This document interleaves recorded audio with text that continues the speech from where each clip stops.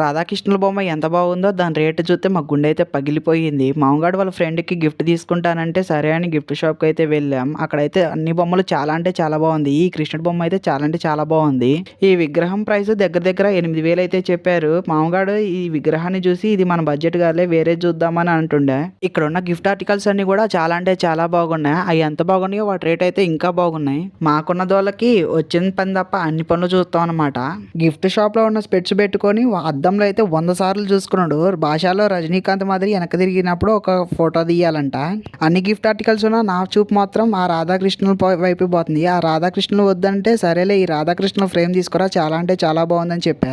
అదేంటో గానీ వాడికి నచ్చింది నాకు నచ్చదు, నాకు నచ్చింది ఏమో ప్రైస్ నచ్చదు వాడికి. రాధాకృష్ణుడి బొమ్మతో పాటు వినాయకుడి విగ్రహాలు అయితే చాలా అంటే చాలా బాగున్నాయి. లాఫింగ్ బుద్ధ అయితే అసలు చెప్పనే అక్కర్లేదు. ఇక్కడ ఉన్న లాఫింగ్ బుద్ధ అయితే చాలా అంటే చాలా బాగుంది. ఫైనల్ గా 2-3 అయితే సెలెక్ట్ చేసాం. కానీ మాకైతే బాగా నచ్చినాయిలే కానీ రేట్లు అయితే కుదరని లేదు. సర్లే ఇంకా ఆన్లైన్ లో పెట్టుకోరా అని ఇంకా నుంచి బయలుదేరి వచ్చేసాం. ఈ మధ్య మామగాడికి హెల్త్ కాన్షియస్ అయితే చాలా అంటే చాలా ఎక్కువైంది.